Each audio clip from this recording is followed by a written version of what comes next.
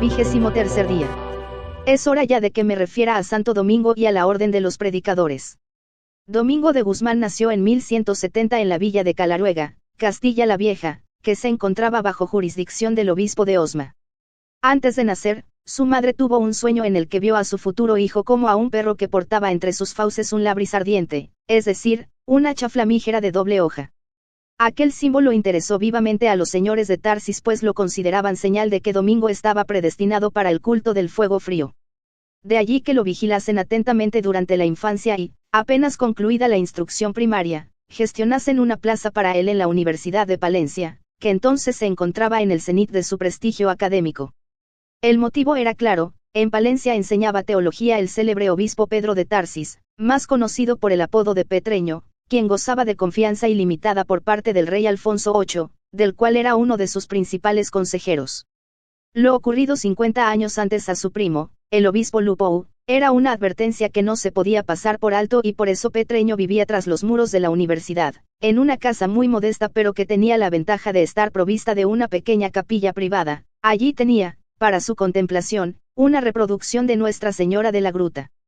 En esa capilla, Petreño inició a Domingo de Guzmán en el misterio del fuego frío, y fue tan grande la transmutación operada en él, que pronto se convirtió en un hombre de piedra, en un iniciado hiperbóreo dotado de enormes poderes taumatúrgicos y no menor sabiduría. Tan profunda era la devoción de Domingo de Guzmán por Nuestra Señora de la Gruta que, se decía, la mismísima Virgen Santa respondía al monje en sus oraciones.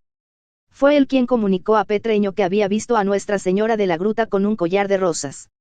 Entonces Petreño indicó que aquel ornamento equivalía al collar de cráneos de Fria Calibur. Fria Calibur, vista afuera de sí mismo, aparecía vestida de muerte y lucía el collar con los cráneos de sus amantes asesinados. Los cráneos eran las cuentas con las palabras del engaño, en cambio Fria, vista en el fondo de sí mismo, tras su velo de muerte que la presenta terrible para el alma, era la verdad desnuda del Espíritu Eterno, la Virgen de Agartha de belleza absoluta e inmaculada. Sería natural que ella luciese un collar de rosas en las que cada pimpollo representase a los corazones de aquellos que la habían amado con el fuego frío. Domingo quedó intensamente cautivado con esa visión y no se detuvo hasta inventar el rosario, que consistía en un cordón donde se hallaban ensartadas, pero fijas, 3 juegos de 16 bolitas amasadas con pétalos de rosa. Las 16, 13 más 3 cuentas, correspondían a los misterios de la Virgen. El rosario de Santo Domingo se utiliza para pronunciar ordenadamente oraciones, o mantrams, que van produciendo un estado místico en el devoto de la Virgen y acaban por encender el fuego frío en el corazón.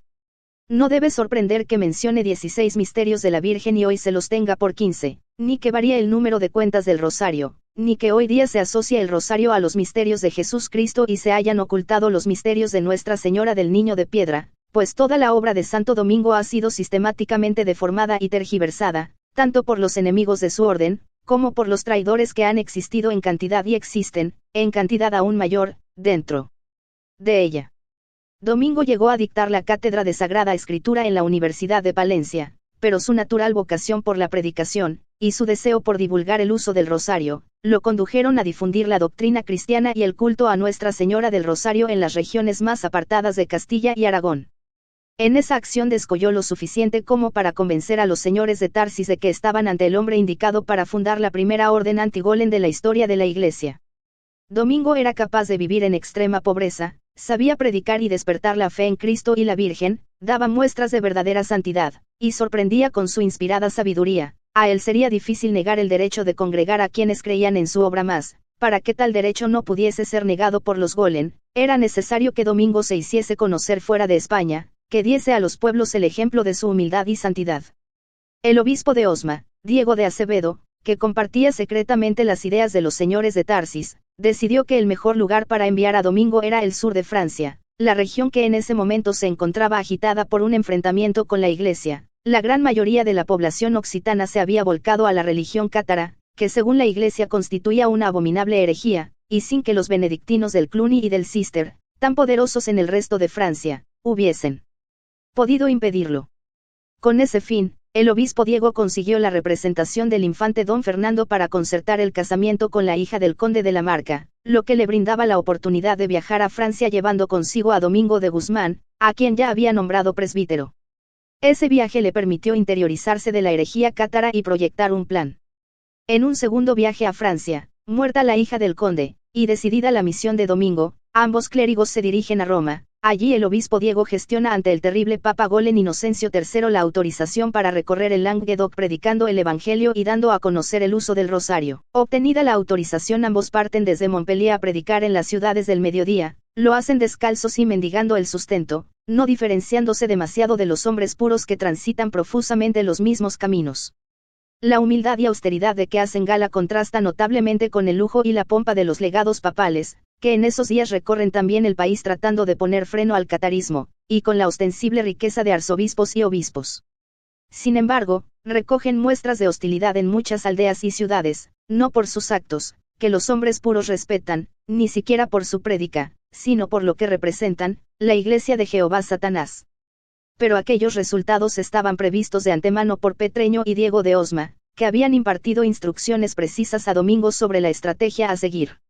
El punto de vista de los señores de Tarsis era el siguiente: observando desde España la actitud abiertamente combativa asumida por el pueblo de Ousi hacia los sacerdotes de Jehová Satanás, y considerando la experiencia que la casa de Tarsis tenía sobre situaciones semejantes, la conclusión evidente indicaba que la consecuencia sería la destrucción, la ruina, y el exterminio.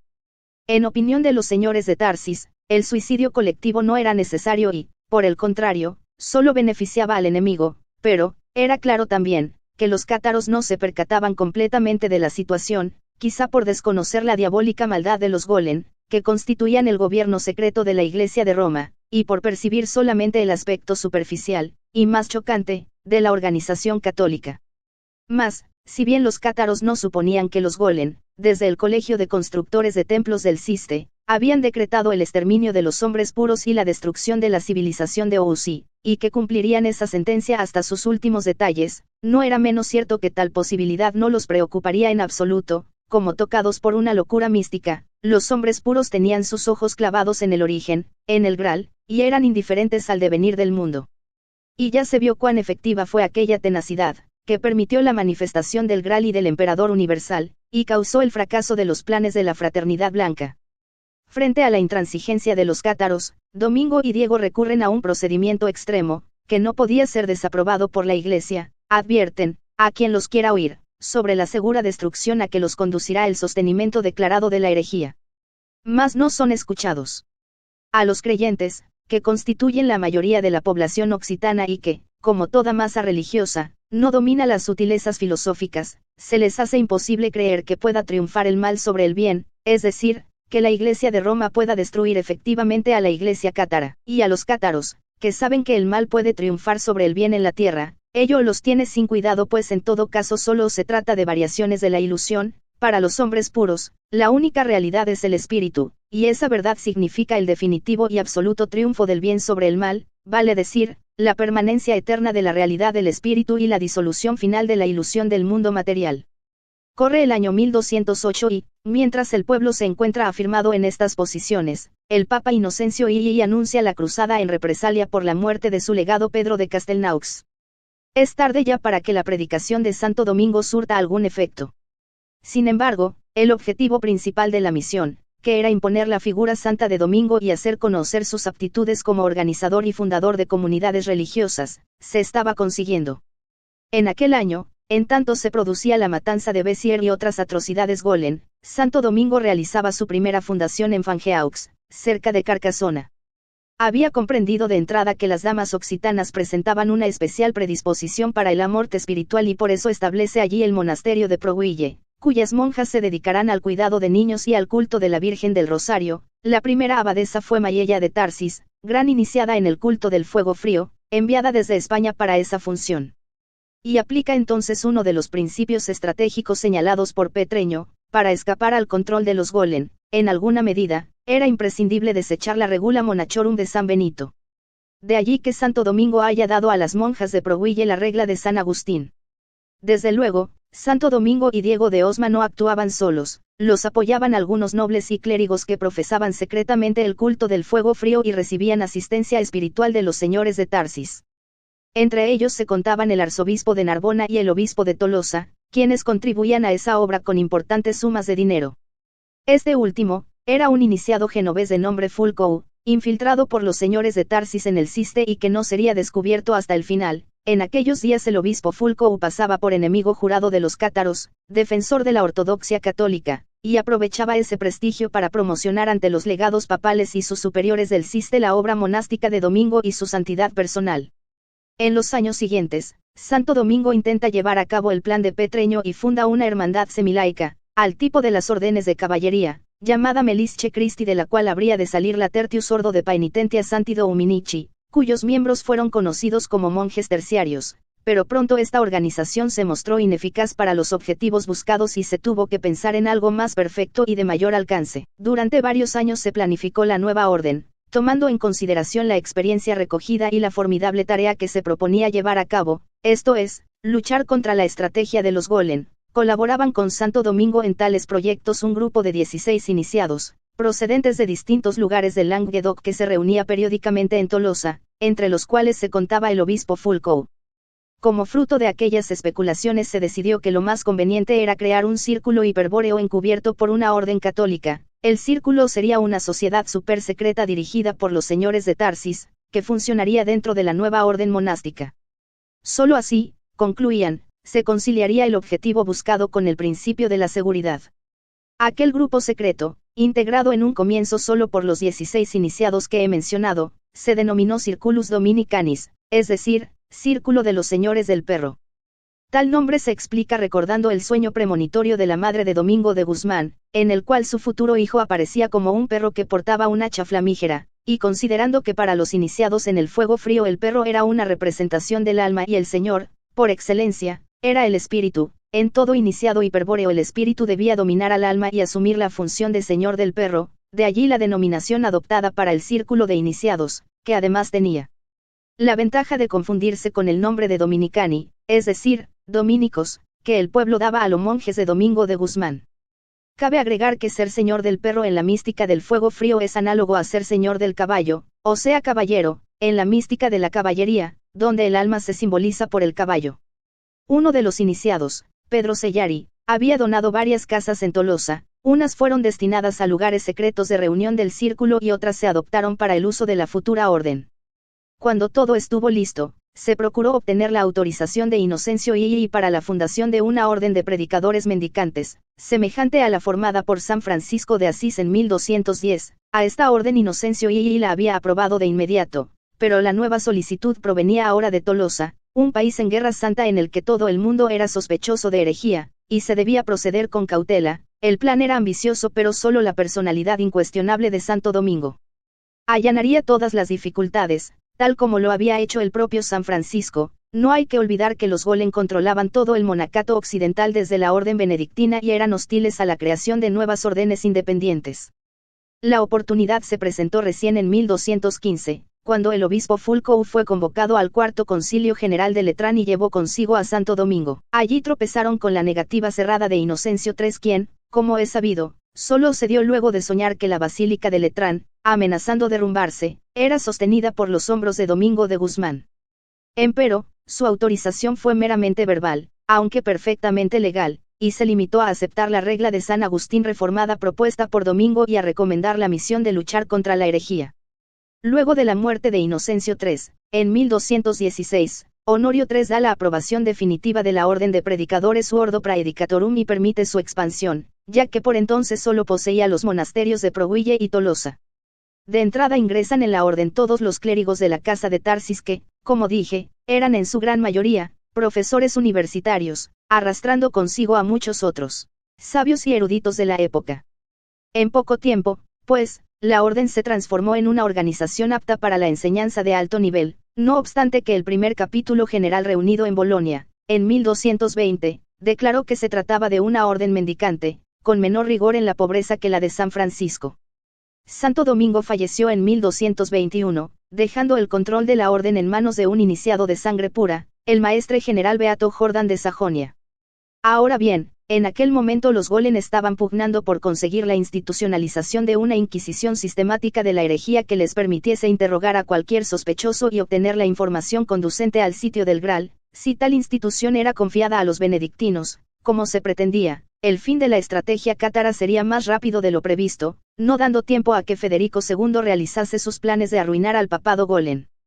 De allí la insistencia y la elocuencia desplegada por los dominicos para presentarse como la orden más apta para desempeñar aquella siniestra función, pero los dominicos tenían algunas ventajas reales sobre los benedictinos, constituían no solo una orden local, autóctona del Languedoc donde los benedictinos habían perdido influencia hacía tiempo, sino que también disponían de monjes con gran instrucción teológica, adecuados para analizar las declaraciones que la Inquisición de la fe requería. Los dominicos disponían de indudable capacidad de movilización en el Languedoc y cuando los Golem se convencieron de que la nueva orden se advendría a su control y permitiría el ingreso de sus propios inquisidores, aprobaron también la concesión.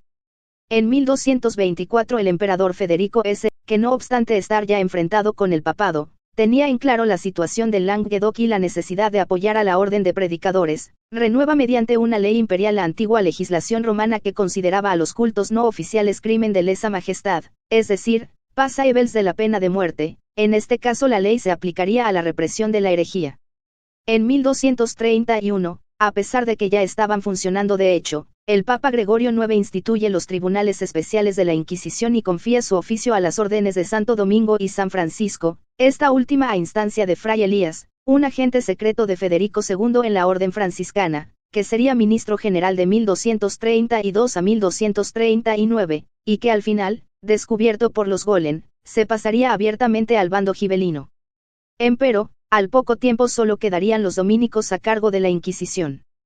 Tienen que quedar en claro dos hechos al evaluar el paso dado por la Orden de Santo Domingo al aceptar la responsabilidad de la Inquisición. Uno es que ello representaba el mal menor para los cátaros, puesto que la represión ejecutada directamente por los Golem hubiese sido terriblemente más efectiva, como se comprobó en Béziers, y que de ese modo se conseguiría, al menos, sabotear la búsqueda del Graal y retrasar la caída de Monsegur, objetivo que se alcanzó en gran medida.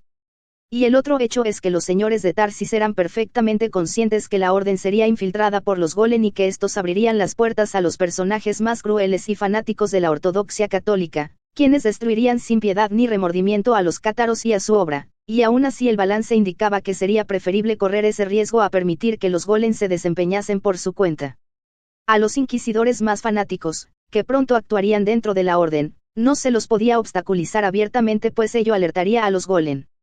La táctica consistió, pues, en desviar sutilmente la atención hacia falsas pistas u otras formas de herejía.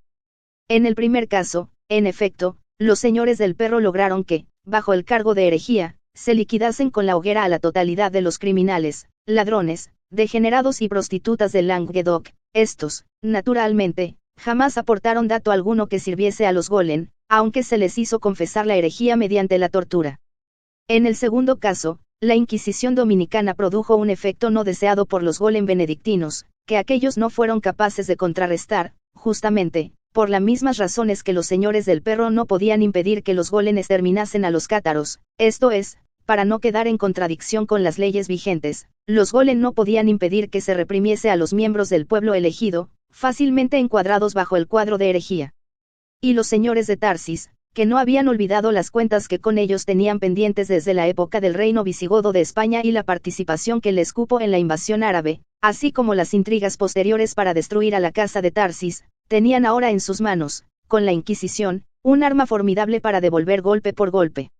Así fue como los Golem comprobaron con desagradable sorpresa que la represión de la herejía derivaba en muchas ocasiones en sistemáticas persecuciones de judíos, a los que se enviaba a la hoguera con igual o mayor saña que a los cátaros. Ese era, naturalmente, el efecto de la obra oculta de los señores del perro, que lamentablemente no fue todo lo efectivo que ellos deseaban, porque, al igual que a las cátaros, a los herejes judíos debía ofrecérseles la posibilidad de conversión al catolicismo, con lo cual salvaban la vida, cosa a la que estos solían acceder sin problemas transformándose en marranos, es decir, conservando su religión en secreto y simulando ser cristianos, contrariamente a los hombres puros, quienes preferían morir antes que faltar al honor y mentir sobre sus creencias religiosas. En resumen, el tiempo fue pasando, la herejía cátara fue cediendo paso a la más tranquilizadora religión católica, los Führers iniciales de la Inquisición se fueron aplacando, y la orden de predicadores fue complementando su injustificada celebridad de organización represora con otra fama más acorde con el espíritu de sus fundadores, el de orden dedicada al estudio, a la enseñanza, y a la predicación de la fe católica. El gran sistema teológico de la escolástica se debe en alto grado a la obra de notables pensadores y escritores dominicos, que en casi todos los casos no eran iniciados pero estaban guiados secretamente por ellos. Para desarrollar esta actividad la orden se concentró en dos universidades prestigiosas, la de Oxford y la de París. Bastará con recordar que profesores como el alemán San Alberto Magno o Santo Tomás de Aquino fueron dominicos, para comprender que la fama adquirida por la orden estaba aquí sí, plenamente justificada. Pero fueron también dominicos Rolando de Cremoune, que enseñó en París entre 1229 y 1231, Pedro de Tarantasia, que lo hizo desde 1258 a 1265 y llegó a ser papa con el nombre de Inocencio ben 1276, Rogerio Bacón, Ricardo de Fischare y Vicente de Beauvais, en Oxford, etc. Hay que tener presente, Dr. Siegnagel, que los señores de Tarsis poseían la sabiduría hiperbórea y, en consecuencia, obraban de acuerdo a una perspectiva histórica milenaria. Consideraban por ejemplo que aquellas décadas de influencia golen eran inevitables pero que, finalmente, pasarían, llegaría entonces el momento de expurgar la orden. Porque eso era lo estratégicamente importante, preservar el control de la orden y la institución de la Inquisición para una oportunidad futura, cuando ésta se presentase. Toda la fuerza del horror y la represión desatada por los golen cistercienses, como en un golpe de jiu-jitsu, podría ser vuelta en contra de sus propios generadores, y nadie se sentiría ofendido por ello, especialmente en el Languedoc. El peso de la estrategia, según se advierte, descansaba en la capacidad del círculo de los señores del perro para mantener en secreto su existencia y conservar el control de la orden. Ello no sería fácil pues los golen acabaron por sospechar que una extraña voluntad frustraba sus planes desde adentro mismo de la organización inquisidora, mas, cada vez que alguien se acercaba a la verdad, los dominicanis lo ejecutaban ocultamente y atribuían la muerte a previsibles venganzas de los herejes occitanos. A estas motivaciones puramente estratégicas que animaban a los señores de Tarsis para obrar ocultamente en el Circulus Dominicanis, se agregaría muy pronto la pura necesidad de sobrevivir, a causa de los sucesos que ocurrieron en España y que comenzaré a exponer desde mañana. Como se verá, la destrucción de la orden templaria, y con ello el efectivo fracaso de los planes sinárquicos de la Fraternidad Blanca, se convertiría en una cuestión de vida o muerte para la casa de Tarsis. La última estrategia del Circulus nos llevará a aquella causa exotérica del fracaso de los planes enemigos, que fue Felipe IV, y a la cual me referí hace 4 días.